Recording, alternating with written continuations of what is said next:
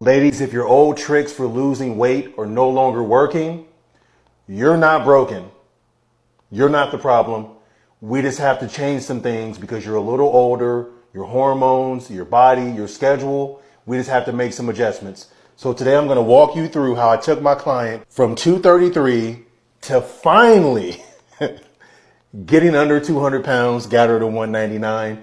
I'm going to cover this step by step. So I told my client, I said, we have to be realistic. This is going to take us a little time. It took you time to get out of shape. It's going to take some time to get back in shape. Now, this actually ended up taking us 9 months. And I know for a lot of you, you're going to feel like, man, that's a long time. 30 pounds take 9 months. Everyone's different.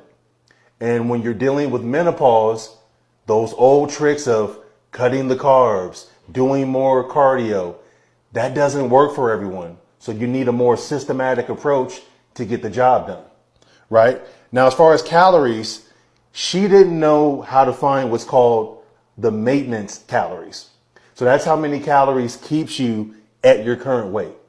So when we first started off, we took about a week and we found out that her maintenance calories, which were keeping her at 233 pounds, was actually not a lot of calories.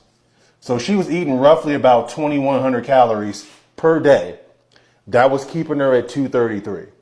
So I said, what we need to take you into a deficit, but we're only going to do a slight deficit because I'm going to increase your exercise, and in particular, weight training because you want to build muscle.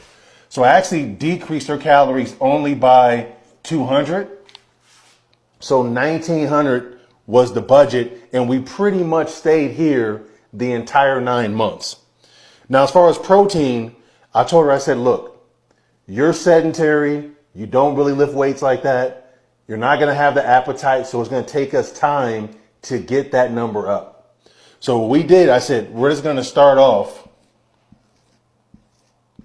with 100 grams per day. This is going to be our baseline. Let's just get at least 30 to about 35 grams of protein per meal. That's a good start. Now, by the time the program was over, I got her up to about 180. Now, keep in mind, this is over the course of 9 months. This did not happen quickly, right? And then as far as the weight training, she didn't lift weights at all. Now, she used to in her 20s, but we're talking 30 years later now. So I said, this is what we're going to do. We're going to start off with 2 times a week.